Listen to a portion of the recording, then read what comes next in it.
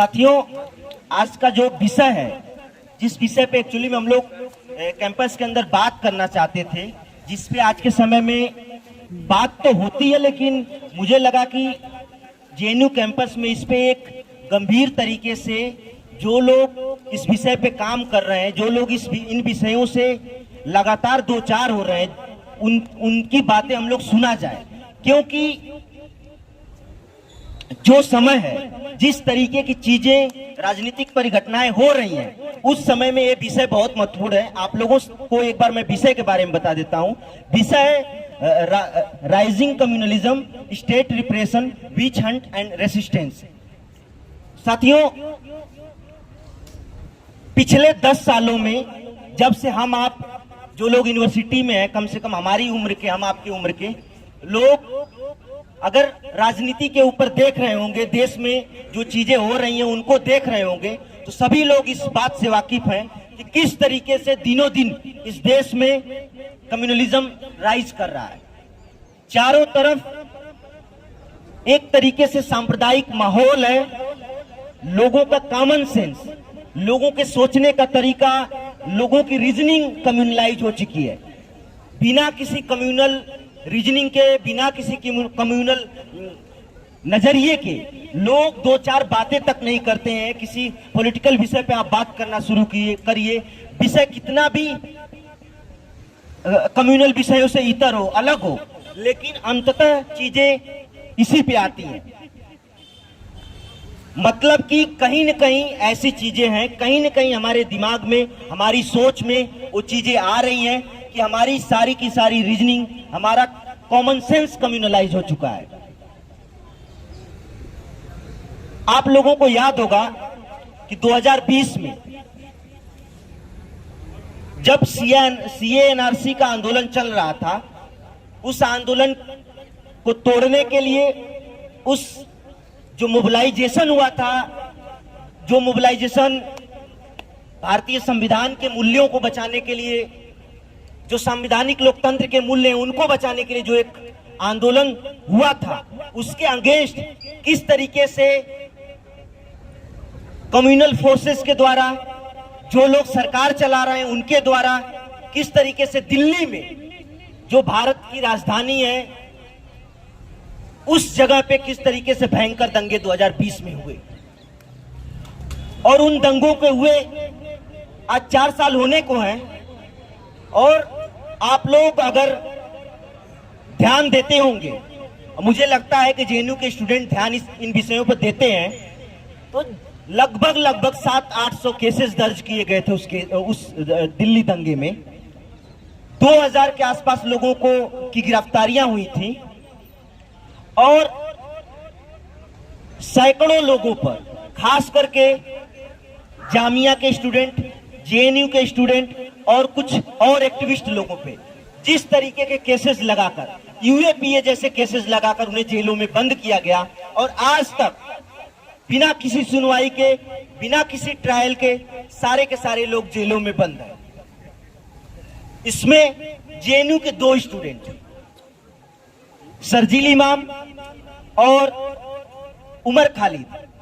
2 लोग जेल में बंद हैं। उमर खालिद का केस आप लोगों को मालूम होगा कि उन्हें जेल में बंद किया गया है। लगभग 18 बार, अगर मुझे सही याद है, 18 बार सुप्रीम कोर्ट में जमानत याचिका गई, लेकिन उस पे डेट मिला, कुछ सुनवाई नहीं हुई, और अंततः उस याचिका को उनके वकील ने अभी वापस ले लिया है। उनका गुनाह क्या है? अगर आप खुद सोचना शुरू करो कि उमर खालिद, शर्जील इमाम, मिरान हैदर और इस तरीके के तमाम स्टूडेंट, एक्टिविस्ट, जो लोग दिल्ली में प्रोटेस्ट कर रहे थे, उन लोगों को जेल में क्यों डाला गया? उन्होंने ऐसा क्या गुनाह किया था? जबकि दिल्ली में जिन लोगों के ऊपर दंगे भड़काने के आरोप लगे, जिन लोगों के वीडियोस आपके बीच में हैं, जिन लोगों के खिलाफ साफ सबूत हैं कि इन लोगों ने दिल्ली में दंगा भड़काने का काम किया, इवन दिल्ली एक डिस्ट्रिक्ट कोर्ट का वहां पे एक सुनवाई में एक जज ने भी बोला कि इसके पीछे गहरी साजिशें थी। लेकिन आखिर साजिशें किसकी थी? इन चीजों को अगर आप गहराई से देखेंगे तो मुझे लगता है कि अभी के समय में पूरे भारत में जो पैटर्न उभरा है सांप्रदायिकता को लेकर, जिस तरीके की कम्युनल फासिस्ट पॉलिटिक्स उभरी है, जिस तरीके से मोबिलाइजेशन के लिए, जिस तरीके से रिलीजन को, मीडिया को, सारे चीजों को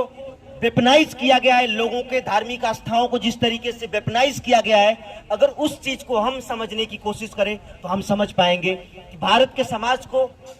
और खास करके भारत के जो बहुसंख्यक समाज है, उस समाज को किस तरीके से रेडिकलाइज किया गया है उनकी धार्मिक आस्थाओं के आधार पर। आप सभी ने, हम सभी ने ये चीज चारों तरफ सुनते हैं, देखते हैं। Normal day to day talk में हम लोग सुनते हैं कि नहीं, हिंदू खतरे में है, हमारा धर्म खतरे में है, और उस खतरे को आधार बनाकर एक समुदाय को, अल्पसंख्यक समुदायों को, खास करके मुसलमान समुदाय को जिस तरीके से टारगेट किया जाता है, उन्हें एक विलेन के तौर पे, इस देश में एक विलेन के तौर पे, खास करके मीडिया के द्वारा और राइट विंग जो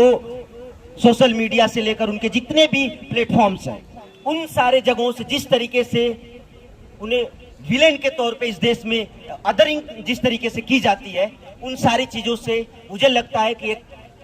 संवेदनशील नागरिक होने के नाते हमें समझने की, उसको सोचने की, और इस चीज की काट हम कैसे निकाल सकते हैं उसको भी समझने की जरूरत है। इस कम्युनलिज्म के खिलाफ हमारी जिम्मेदारी क्या बनती है? कम्युनलिज्म के खिलाफ बोलने की, उसको रोकने की जिम्मेदारी केवल अल्पसंख्यक समुदाय के लोगों की नहीं है। अगर वो बोलेंगे, अगर केवल उसके खिलाफ वो खड़े होंगे, उन्हें डिस्क्रेडिट करना, उन्हें हटाना, उन्हें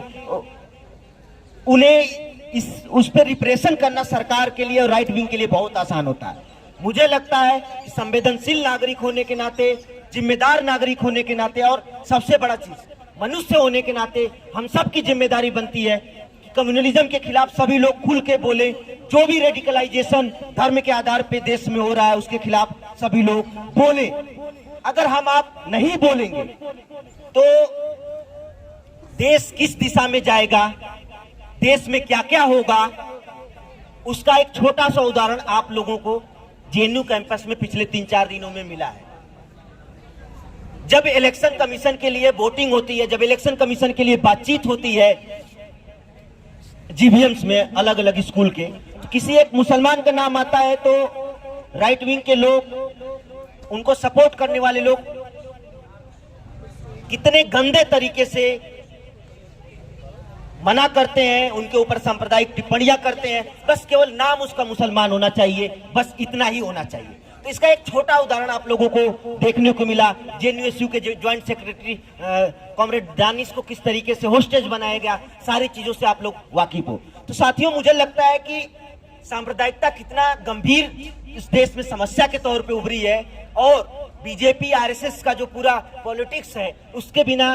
बीजेपी आरएसएस की कोई पॉलिटिक्स है ही नहीं बिना सांप्रदायिकता के। इस चीज को समझते हुए हम कैसे डीरेडिकलाइजेशन की तरफ बढ़े, लोगों के बीच में कम्युनलाइजेशन के खिलाफ हमारी क्या स्ट्रेटेजी हो सकती है, हम लोगों को कैसे सच्चाइयों से वाकिफ कराएं, इस चीज को समझने के लिए आज की ये टॉक है।